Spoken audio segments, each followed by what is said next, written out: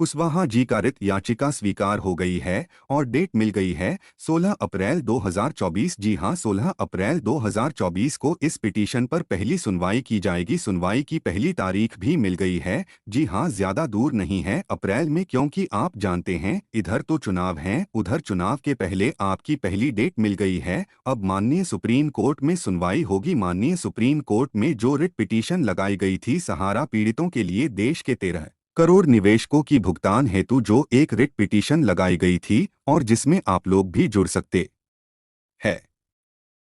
सहारा India refund को लेकर जितने भी निवेशक परेशान चल रहे थे उन सभी लोगों के लिए बड़ी खबर निकलकर सामने आ रही है। जी हां, आप लोग बिल्कुल सही सुन रहे हैं, क्योंकि सहारा इंडिया निवेशकों में बहुत सारे निवेदक का पैसा अभी तक सहारा इंडिया में फंसा हुआ है। लेकिन जितने भी निवेशक सहारा इंडिया से रिफंड पाने की कोशिश कर रहे हैं उन सभी लोगों के लिए बड़ी खबर निकलकर सामने आ रही है। जल्द ही सभी निवेशों का पैसे की भुगतान कराई जाएगी। इसके लिए एक नोटिस को भी जारी कर दिया गया है। तो क्या कुछ लिखा गया है इस नोटिस में और क्या कुछ अपडेट निकल कर आ रहा है सहारा इंडिया को लेकर, सारी जानकारी इस वीडियो के माध्यम से बताने जा रहे हैं। तो आप लोग हमारे द्वारा वीडियो को ध्यान से देखें और पूरा वीडियो देखें।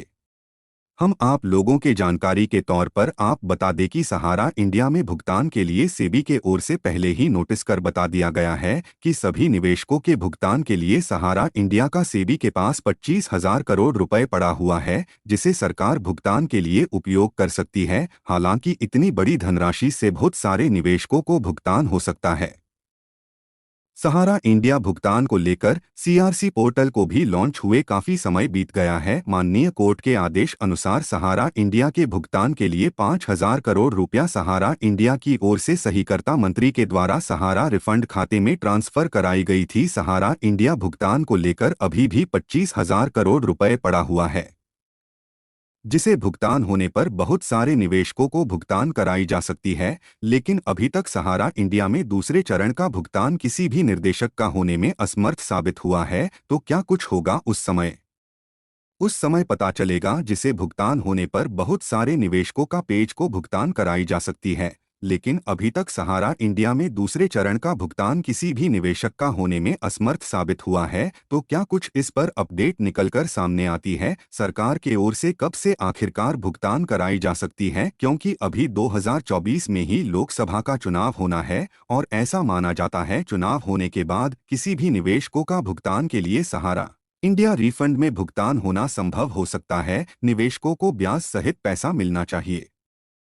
सहारा समूह से अपडेट है, सोचा आप लोगों को भी बता दूं। पहले अपडेट लखनऊ के सहारा शहर से है। जैसा कि सूत्रों ने बताया है, कुछ कर्मचारी जो पहले नोएडा के सहारा इंडिया परिसर में काम करते थे, वह ईपीएफओ लखनऊ ऑफिस में 7A के तहत ईपीएफ डिपार्टमेंट में केस कर दिए कई पेशी हो चुकी है और ईपीएफओ द्वारा सुनवाई चल रही है, क्योंकि सहारा समूह अपने कर्मचारियों का ईपीएफ कई वर्षों से नहीं जमा किया है। काफी लोग परेशान हैं और पैसे के लिए भटक रहे हैं। जमाकर्ता तो परेशान ही है, साथ में इनके भूतपूर्व कर्मचारी लोग भी परेशान हैं।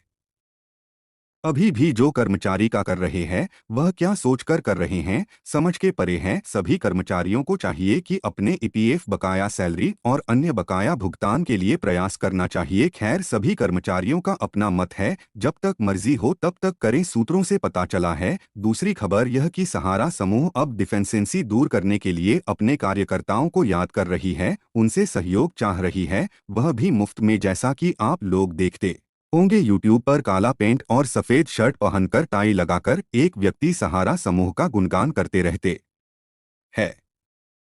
इतिहास गवाह है, गलत तो गलत होता है और सहारा समूह जिस जिस तरह से अपने जमाकर्ताओं को परेशान किया है, पैसा जमा करा के अब देने का नाम नहीं ले रही है। एक दिन आंदोलनकारियों का मेहनत रंग लाएगी और सहारा समूह को झुकना पड़ेगा। आखिर एक दिन सहारा को झुकना पड़ेगा। आंदोलन का विशाल स्वरूप के आगे सहारा समूह कुछ भी नहीं है। सहारा समूह अब दिवा स्वप्न देखना छोड़ दे, क्योंकि अब जमाकर्ता जाग चुका है। सहारा समूह द्वारा संचालित 4 सहकारी समितियों में निवेश करने वाले सैकड़ों लोगों ने जमा राशि वापस करने में सरकार की विफलता के खिलाफ 1 फरवरी को दिल्ली में विरोध प्रदर्शन किया। जंतर मंतर पर विरोध प्रदर्शन करने के लिए देश के कई हिस्सों से छोटे जमाकर्ता आए थे। प्रदर्शनकारियों ने कहा कि जुलाई 2023 में केंद्रीय सहकारिता मंत्री अमित शाह द्वारा निवेशकों का पैसा वापस करने के लिए लॉन्च किया गया पोर्टल, जिनमें से अधिकांश 26 राज्यों के ग्रामीण और अर्धशहरी क्षेत्रों से थे, गैर स्टार्टर रहा है। निवेशकों ने साथ किया गया धोखा है। यह सरकार केवल उद्योगपतियों के लिए काम करती है। वे उनके ऋण माफ कर देते हैं, लेकिन जब लोगों की बात आती है तो वे कुछ नहीं करते हैं। श्री कुमार, जो सहारा के एजेंट थे, ने कहा। तेलंगाना के एक किराना स्टोर के मालिक चंद्रशेखर ने कहा कि उन्होंने पोर्टल पर आवेदन किया था, लेकिन उन्हें रिफंड के रूप में 10,000 भी नहीं मिले।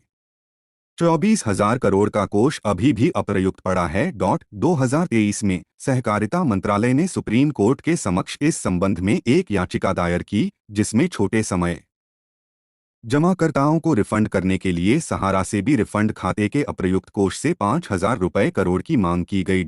31 दिसंबर को मंत्रालय ने एक बयान में कहा कि पहले चरण के भुगतान की प्रक्रिया 4 अगस्त 2023 से शुरू हुई और 11 दिसंबर तक पोर्टल पर 3.35 करोड़ जमाकर्ताओं से 8,1,291.50 करोड़ रुपए के दावे प्राप्त हुए। मंत्रालय ने कहा कि 2,36,066 जमाकर्ताओं को 215 रुपये करोड़ की राशि जारी की गई है। सरकार ने फैसला लिया है कि सबसे पहले छोटे निवेशकों के खाते में पैसे डाले जाएंगे। इसके बाद बड़े निवेशक जितने भी उन सभी के खाते में भी पैसे डाले जाएंगे। सहारा इंडिया के रिफंड पोर्टल पर जिन लोगों ने रजिस्ट्रेशन करवाया था, उन सभी लोगों का वेरिफिकेशन अब पूर्ण हो चुका है। जिन निवेशकों ने 10,000 रुपये का निवेश किया था, उन सभी निवेशकों के खाते में अब सरकार पैसे जमा करने की तैयारी कर चुकी है। बहुत जल्द निवेशकों के खाते में अब पैसे ट्रांसफर किए जाएंगे।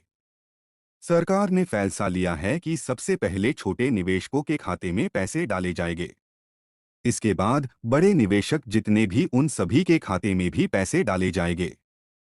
साथियों, आपको यही अवगत कराना था दोस्तों। सटीक और सही जानकारी के लिए आप इस चैनल को सब्सक्राइब और कमेंट और शेयर करें। मैं आपसे विदा लेता हूं, एक नई वीडियो के साथ फिर प्रस्तुत होता हूं, जो कि फैक्ट पर आधारित होगा।